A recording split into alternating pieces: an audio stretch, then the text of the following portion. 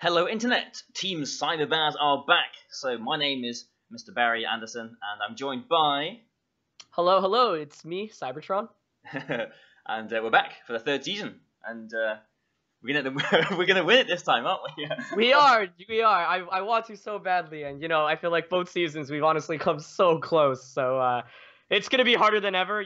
Baz and I were kind of talking about this, but the MBL has expanded its roster of competitors, and there are just so many great players, a lot of big-name VGC players as well, and new teams that have come into the fray. So it's not going to be easy by any means, but that being said, I think it'll be really exciting. I think it'll just make the competition more intense, and it's always kind of fun playing some of our friends outside of the normal VGC circuit.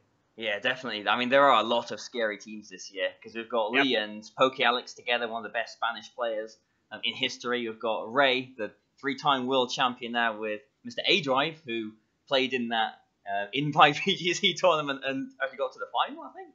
And, he made it out of the group stage, so I think he got top 4. But A-Drive was also probably one of the best and most experienced draft league players. So even though he mainly plays singles, I think he has a lot of experience knowing how to play this kind of format specifically. So even though it's doubles, I think definitely a team to look forward to playing against. Yeah, and I think our draft experience probably came into play with this draft just here, because out of the 10 teams, we were the 8th team to pick. So when we were picking our Pokemon, we were basically picking them in pairs, really, because I think there was only 2 teams after us before it was our pick again. So we were just picking pairs of Pokemon, things that we thought worked well together, and went with it that way. So by the time our first pick came around, all of the best S tier picks were gone. So I suppose, as you can see on the screen here, I guess we thought the best S1 that was left was Tapu Lele. So here it is, sitting in front of us.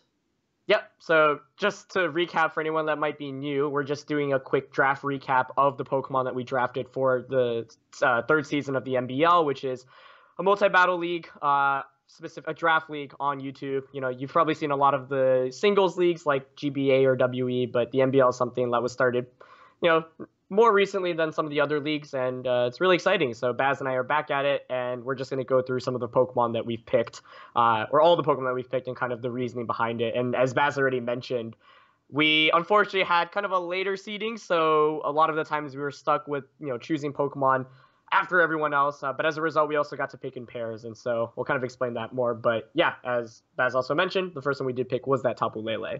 Yeah, I'm glad you're here to be all professional. I'm just assuming people know what we're on about. For any new viewers that might have no idea what's going on right now, but just figure to touch that base. Yeah. Okay, so we thought, I guess Tapu Lele was the best S tier left, so we just jumped on it straight away. And the second pick, as I'll just flash that up here. There we go. We went with actually a C tier pick, because before the draft started, all of the people involved in the MBL voted on almost every Pokemon, basically, which tier we thought they were supposed to be in, how good they are, and everything was averaged out, and the best Pokemon rather, as voted by the people in the MBL, were like the S tiers, and A tiers are the second best, B, etc. C tiers are like the rest of the Pokemon that don't really see too much usage, but we thought we'd jump on a C tier for our second pick, actually, with Drifblim here. Yeah, and it's kind of funny. I think Baz and I are probably 2 of the players that use Drifblim and Tapu Lele more than most people in the VGC 17 season. So we do have some experience playing with it, but we ended up going with Drifblim because we thought it's one of the best partners for Tapu Lele, and because all the other players, all the other Tapus were picked, I think. Maybe Bulu wasn't picked, but I think Feeny and Coco were already selected, and so we really wanted to guarantee that we had Drifblim just because it was such a good pick, and at that point, so many A tiers had already been picked, so we knew there weren't too many more that could have gone away. So we wanted to prioritize something that was in the later tiers that we thought would synergize really well with Tapu Lele, and we had experience with, and Drifblim just seemed perfect for that. Yeah, like I said, we both used Drifblim and Tapu Lele a lot in 17, and even some in 18, I think, as well. I think we're both used in 18 as well. Yeah, so, yeah. I mean, and Drifblim is actually a very, very versatile Pokemon. I mean, I guess you can probably expect Unburden on most of our sets, but he's got so many moves that so many crafty moves that we can potentially play around with too. Yeah, and I think that's one of the main reasons we also looked at it, where it's like, it's definitely there are probably like 20 viable moves that it could use, and like we're probably gonna have a different set every week if we bring it. And I think that makes it a little bit more exciting for us to play with. Makes it a little bit harder to build around as well. Yeah. So after our pair of Tapu Lele and Drifblim, the snake draft went back up and back down again, and most of the best A tier picks had gone at this point, and I'm thinking, oh, maybe we should have had one of those. Right. So our next pick was actually not even an A tier pick. Our next pick was probably maybe the best B tier Pokemon that was there. So we thought we'd jump in first before the other teams get a B Pokemon, and obviously it works well with Tapu Lele, works pretty well with Drifblim as well. Starting to look a bit like a VGC 17 team. I was going to say, the team that I brought to Portland Regionals in 2017 actually had all 3 of these Pokemon, but, Baz and I were looking for something that was physically offensive and could take advantage of Tail, and Metagross just seemed like a great answer. A really good typing. Steals especially, I think, is really good, and once again, because so many good A tiers were already picked at this point, we wanted to prioritize picking like higher priority B and C tier picks, just because we knew at this point we could just go back to the A1s and choose from whatever was remaining, since we already didn't have a good pool to select from. So we ended up going with Metagross. I really liked it, just because it hits really hard, and especially under Psychic Terrain. With only 3 other opponents with terrain control and their own Tapu even, this means that we can more or less guarantee terrain up in all the other games, unless they manually bring terrain. So that just makes Metagross's job hitting with Psychic type attacks a little bit easier and harder. Yeah, it is surprisingly versatile as well. It's got a lot of coverage attacks, Ice Punch, Thunder Punch, nearly said Electric Punch. Huh? It can like Rock Polish, I think, and Icy Wind, and it's got a lot of obscure moves in there as well. So could go with, like Drifblim, we can go with all kinds of sets, I suppose. Yep, definitely. But as it was our next pick, in our double picks, I thought we're gonna go with just one of the best A picks. So I think we've had this every season now, all 3 seasons we've picked Volcarona, so can't go an MBL season without our favourite little moth here. Yep, it's funny because I think Jirachi and Deoxys have been like our logos, but really should be like Volcarona. Yeah. Azumarill was also, I always say, definitely one of the staple members, but this time around we actually couldn't pick it because I think the Jamies got it before we even got a chance to select it. So they did, yeah. Our trusty Azumarill gone, but it also wouldn't synergize very well with Tapu Lele at all. And as we talked about, we thought Tapu Lele was at that point by far the best S tier. Like, there weren't very many left, and it at least it's pretty versatile, can hit for really hard damage, especially with the Z move. And the other ones just seemed a little bit more situational. Yeah, as a result, it's not like we probably were going to go with the Azumarill anyway, but as Baz mentioned, Volcarona, one of the staples of our MBL careers, and it's really put in so much work throughout the last 2 seasons. So it's also a Pokemon we have a lot of experience playing with, and one that has been used in VGC as well. So as VGC players, I think also have more experience with it. Yeah, I mean, as everyone has probably seen over the last 2 years, it can be a supporter with Rage Powder. We can Quiver Dance up with it as well. It has a few options, and I guess it is very comfortable for us as well. So, and just to make sure we did get a good A tier pick as well, we had to get in with Volcarona before it went. Yeah. So I think it was at this point in the draft when we were kind of wondering where we were going to go next. We wanted a good water Pokemon, I think, and I listed a few things too, and eventually I suggested we could go with Mega Swampert, because we've got Drifblim, we could have Rain Dance and Tailwind, and that would sort of work together. And you quite like the idea, but then we started thinking, well, it's got a quad weakness, and you used Swampert in another draft league, did you? Yeah, and the singles one. And you were always fearing those Giga Drains and Grass Knots and everything, so yeah, I think we kind of decided not to go with that, and because that would have been our second A tier pick, the Mega Swampert. So we went with probably the best Mega B tier that was left in Mega Sharpedo. There it is. Yep, and ultimately we really wanted a water type at this point. You can tell that the kind of draft that we were going for was one that was a little bit more offensive as opposed to defensive, and I think that historically, those are just kind of the teams that Baz and I play better with, both in VGC and in the MBL. And like Baz mentioned, we really thought about Swampert. I was really convinced on it for so long, but then Baz pointed out a bunch of the weaknesses, and I was like, yeah, it's a pretty good point. And I think 4 times weakness is just really, really difficult, especially if you can't protect it well with something like Swampert, just random hidden power grasses. You have to fear that from literally every Pokemon. And in a league like the MBL where it's only best of 1, makes things scarier. Sharpedo, that being said, not exactly the bulkiest of Pokemon, but at least with it, we can almost always guarantee a speed advantage, and it also just hits ridiculously hard and gives us more coverage in terms of typing. Yeah, it does actually hit very, very hard with its strong durability, with Crunch and even Psychic Fangs and, all the rest of it too. But yeah, I thought Mega Swampert I thought it was a bit too reliant on Rain, I guess, and it didn't really synergize with Volcarona, I guess, as well. So, and actually, it was Blue Hunnids, I think, last year, who had Tapu Lele and Mega Sharpedo. That's right. I remember the team builder for that, thinking we have nothing for this. Yeah, we were like screwed, and then I think they didn't even end up bringing. Was it the Sharpedo? I totally forgot about that. I was like, this is like the one counter team to us, but then yeah, I guess they just didn't see it. And I remember we spent like an hour talking about it. We got nowhere with that team. Like, give up. Like, we're just gonna try. And then team preview came, and we're like, what?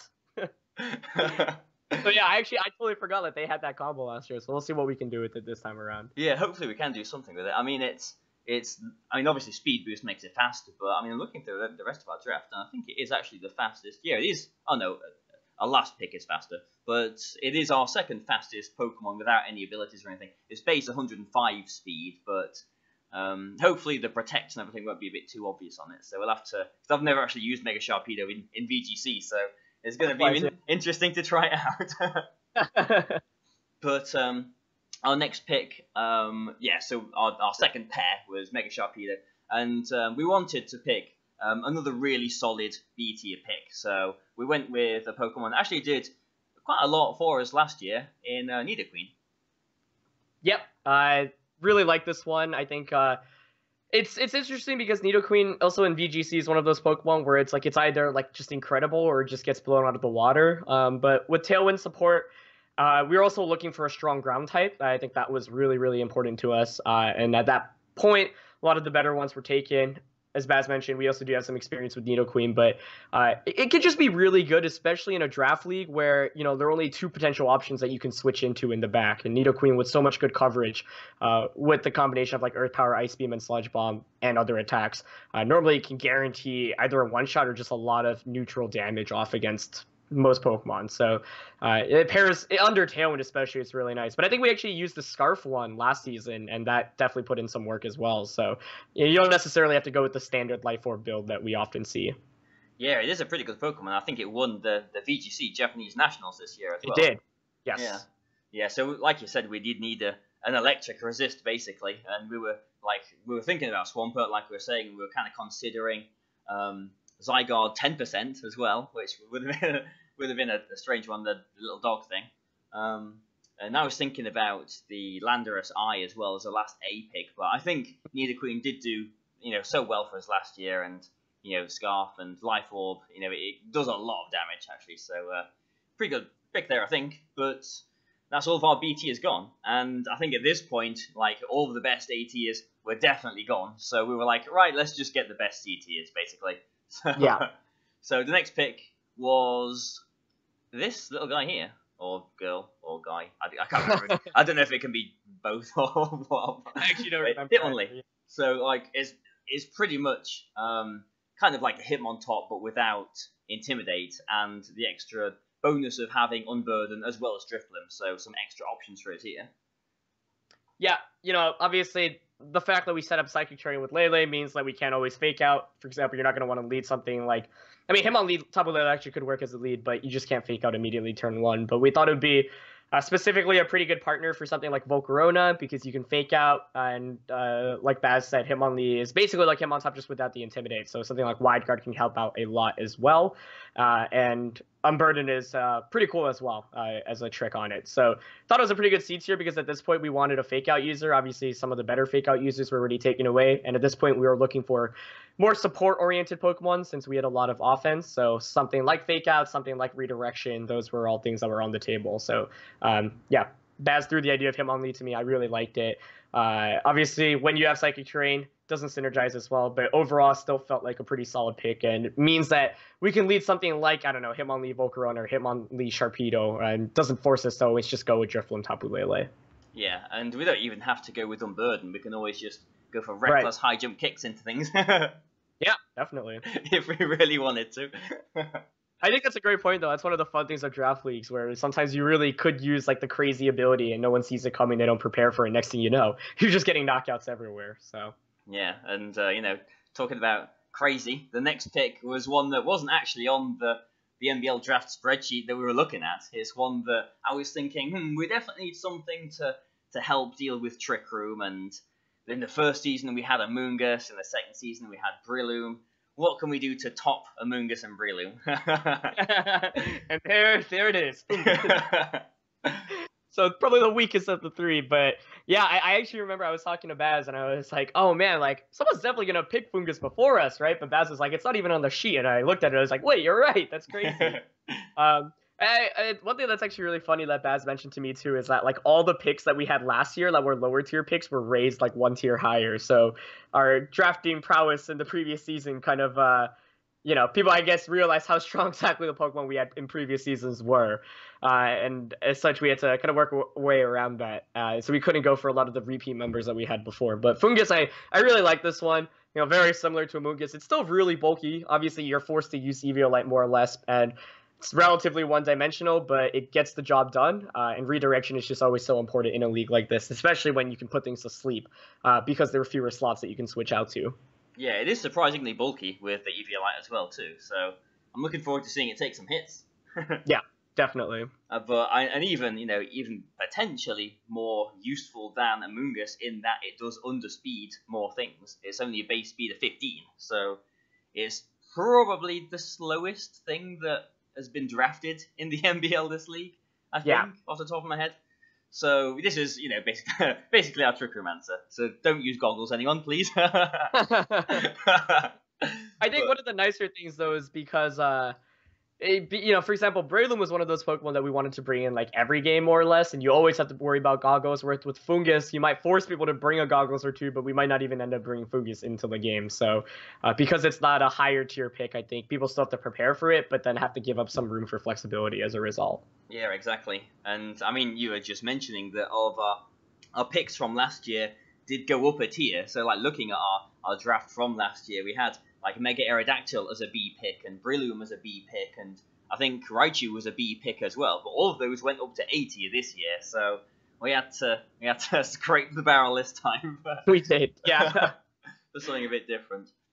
But that was almost it. There's 2 picks left, so we're just watching the rest of the snake draft go up until basically we kind of knew that the Pokemon we were thinking we were going to pick for our A tier pick, no one else was going to pick at that point, because I think only Team Jamie had their A pick left at this point, and they had like Pokemon that wouldn't work with this one. So we just went for the best C tier pick at the time. Actually, at the time, I remember thinking, first of all, I was thinking that I would like to go with Articuno, because it can Sky Drop, it gets Whirlwind in the first generation, Freeze Dry to hit, pesky water types, and, it's just a quite nice bulky support Pokemon after all. But on second inspection, I think we probably picked the better Ice type here in Mega Glalie. Yeah, no, this is going to be fun, I think, because as VGC players, we've pretty much never used Mega Sharpedo or Mega Glalie, but in a league like this where heavy offense can really put in a dent and early momentum can go a long way, I think it'll definitely be fun to play with. Like Baz mentioned, we thought about Articuno, but I think just having 2 Pokemon weak to 4 times Rock was kind of concerning to me, not to mention that it's kind of slower, doesn't hit very hard. Glalie, on the other hand, does hit like a truck, also very frail, but fits into the, kind of what we were going for here, where it's just another major offensive threat. Are we going to bring it to all the games? Probably not, but it definitely can serve very nicely against specific matchups and teams that we were looking against. And there's the Explosion Mind game as well. Yes, which is a great point, actually, because if you don't call that correctly, can kind of just get a huge lead right from the start. Yeah, it's an interesting Pokemon. Too, which is close. So, cute synergy there in case we're in a situation to try that out. Yeah, it is reasonably versatile as well. It has got some decent moves on it. So, I mean, like you said, I've never used Mega Glalie before, so but it's gonna be an interesting experience seeing how it goes. Yeah, I think one thing I do want to point out too, because people watching this might just be VGC viewers or whatnot, is like Sharpedo and Glalie are really bad in VGC because Intimidate is just one of the best abilities, obviously, and like every team pretty much has at least one of Landorus and Cineroar, at least in VGC 18, if not, and then like a couple more that you could use. And so in this format, only 2 teams are going to be able to have Landorus and Cineroar. As a result, like it's a lot harder to get that initial attack drop on these Pokemon, and as such, they actually hit for significantly more, and you have to play more carefully around them as opposed to, say, VGC, where one Intimidate often can shut them down and reduce their damage output immensely. Yeah, definitely. And our last A pick, I think it might be obvious, really, who we went for. We didn't have an electric type at this point. We've used Raichu the past 2 years as well, too. I guess, going on base stat total, Raichu is probably one of the weakest A-tier picks that there is, but I think we definitely needed something for electric Pokemon, and Raichu is so versatile as well. We've used it for 2 years. It can fake out, fleeing, Encore, it can do all kinds of stuff. So, very, very comfortable pick for us here. Yeah, if we could have traded like one of the Pokemon we had left for an Azumarill alongside everything we had, it would have been like very similar to what we had in the past. But I do like the Raichu. I think Baz and I really wanted electric type. Having Raichu's ability is also just quite nice, especially when you've got Drifbloom and Mega Sharpedo. And I think I suspect a fair amount of teams might want to try to snipe down the Drifbloom specifically with an electric Z move, and so having the Raichu on the team just adds that many more mind games overall to it. So yeah, we decided to close out with that, and once again, at this point, like we went for A-tier picks closer towards the end, or at least with Raichu, because everything else was selected at this point already, so we wanted to make sure we got a good amount of support Pokemon from the C tier, and I do think we ended up with that. At the end of the day, Baz can give his thoughts on the draft. My personal thoughts were that, like, I think we did a pretty solid job given where we were in, the draft positioning. I think we both kind of maybe wanted to get 1 or 2 better Megas in the end, since Sharpedo and Glalie are so frail, but they at least do hit hard. That being said, yeah, I think it's a shame that we couldn't have gotten, say, like a better S-tier pick. I know, like, Dream Ball did take that Jirachi away, and I loved Jirachi last season, so it would have been cool to have that since it is so versatile. But we did opt for a more kind of offensive team, as we have been prone to using, and I think we've got some new tricks up our sleeves this time around to play with as well. Yeah, so, I mean, like I was saying at the beginning, our experience with draft leagues, I think, Tapu Lele was probably the best S-tier that we could have picked, like I said, but I think our biggest mistake was maybe taking Drifblim a little bit too early. I'm looking back thinking we probably should have got a better Mega as an A pick, like Mega Gyarados or something like that, and just gone for Drifblim a bit later. But, putting that to aside, I think we've done a pretty good job with the draft that we've got, so it's just a case of getting used to what we've got now and unlocking its potential and seeing how we can go with it, I guess. Yep, definitely. And I think it'll definitely be interesting because, to me, we've ended up drafting Pokemon. I feel like a lot of times in draft leagues, at least especially when I was trying out the singles one, I ended up with some Pokemon where I thought in theory, like, these are good, but I'm probably not going to end up bringing. But I could really see us bringing all of these Pokemon into a lot of these matchups. And one thing that we did consider, obviously, was like what teams people were building as we were drafting as well. So it'll be fun to play with, definitely. And I think some things on the team are more one-dimensional. Some definitely have a lot more flexibility. But overall, we've got some stuff that we're really used to and we've succeeded with in the past. I think the Lele Drifblim core will be fun to play with, especially as VGC players. And overall, should be a fun one. Yeah, definitely. There's no Regigigas this time.